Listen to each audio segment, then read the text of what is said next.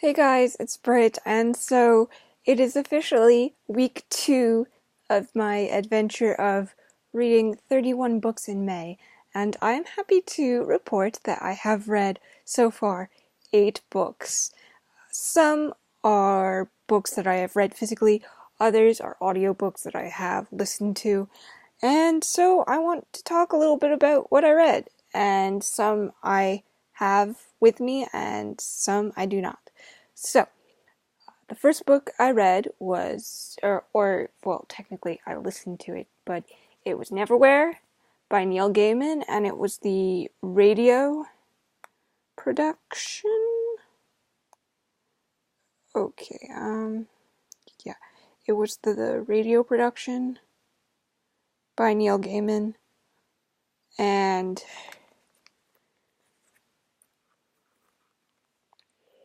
it was decent. The audio performance was really, really well done, but Neil's writing, it kind of stopped abruptly and left a lot of questions unanswered, and I found that after thinking about it for a while after I finished it, I wasn't really satisfied with it at all, with the exception of the phenomenal performances done in this special radio production.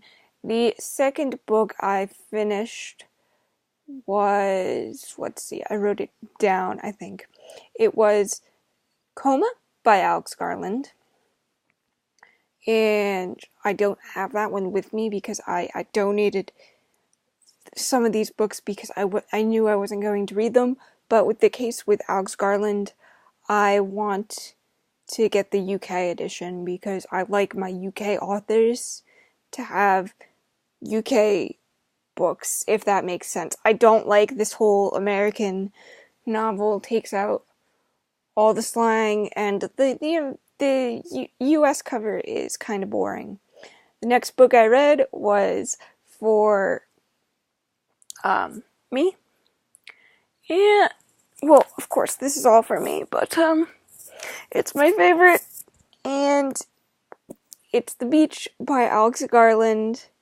I loved it. And I also read The Lost King of France, which I did a review on. I'll link that up here if you want to check it out. Mixed feelings about that one, but yeah, the next book that I finished was Pip Bartlett's Guide to Magical Creatures by Maggie Stiefvater and Jackson Pierce. It's either Pierce or Piercy. I should look that up. I should get into the habit of actually looking up how to pronounce these author names before I say them. Because a lot of booktubers that are making the downsides of booktube or the problems with booktube videos have a point. So I should really look up these author names and how to correctly pronounce them. I know I'm definitely pronouncing Stiefvater correctly because I've looked that up, I know. And finally, this might be a little bit controversial, and this was kind of a buddy read between Indie Insomniac and we were talking throughout this whole reading experience, and we went into it just expecting to trash it to death because it's really not our cup of tea usually. But we read Black Witch by Laurie Forrest, and we loved it. And we think that just through talking with one another via Voxer, we have concluded that most of the people leaving negative reviews on Goodreads, and if you compare the Goodreads reviews to the Amazon reviews, I feel like the Amazon reviews are the ones to go to if you are interested in this book because they are more honest, and it's from people who have actually read them. And through these, anyway, getting back on topic here, we hypothesized together that most of the people rating this book poorly either didn't get past part 1, as in they DNF'd it in part 1 or part 2,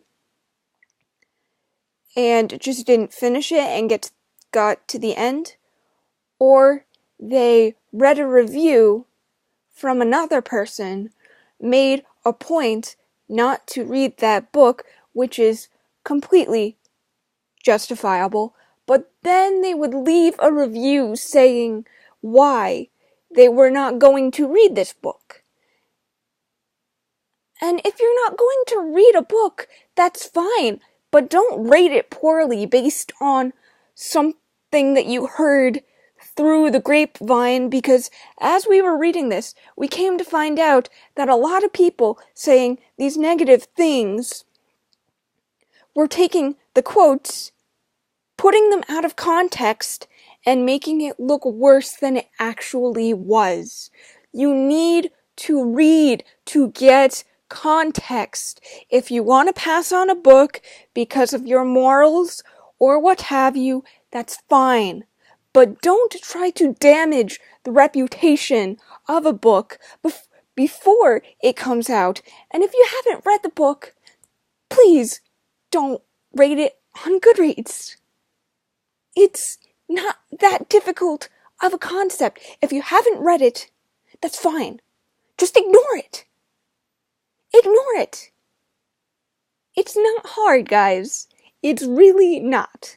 But anyway, guys, that is what I read for the first week. My TBR changed up a little bit because I forgot about May the 4th, and of course I wanted to read a Star Wars book on May the 4th, and I might as well show you guys what I finished. And I will not show you guys the cover because it might upset a few people, but this is Dragon Age Mage Killer. It's a graphic novel by Greg Rucchia, Carmen Carnero, Terry Pallett, and Michael Atiyeh.